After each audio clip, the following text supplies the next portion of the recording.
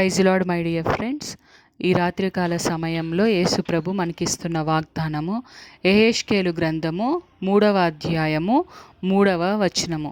నరపుత్రుడా, నేనిచ్చుచున్న ఈ గ్రంథమును ఆహారముగా తీసుకొని దానితో నీ కడుపు నింపుకొనమని నాతో సెలవీయగా నేను దాన్ని భక్షించి తిని అది నా నోటికి తేనె వలె మధురముగా ఉండెను. ఆమేన్. యేసు ప్రభు మనతో చెప్తున్నారు, సిస్టర్స్ అండ్ బ్రదర్స్, నేను మీ చేతికిచ్చిన పరిశుద్ధ గ్రంథమును కంఠస్థము చెయ్యండి. నేను మీ చేతికిచ్చిన పరిశుద్ధ గ్రంథములో వాక్యములను బాగా చదివి మీ హృదయంలో దాచిపెట్టుకోండి.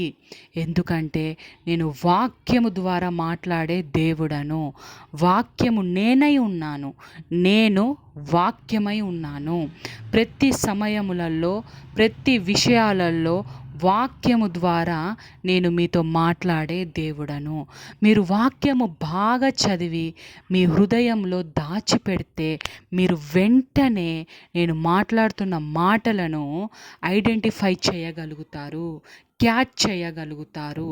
కాబట్టి ఈ పరిశుద్ధ గ్రంథమును భక్షించండి, ఆహారముగా తీసుకోండి. ఇది మీ జీవితాలకు మధురముగా ఉంటుంది. మీ జీవితాలు మధురముగా తేనె వలె ఉంటాయి అని దేవుడు మనతో చెప్తున్నారు. యేసుక్రీస్తు నామంలో ఆమేన్.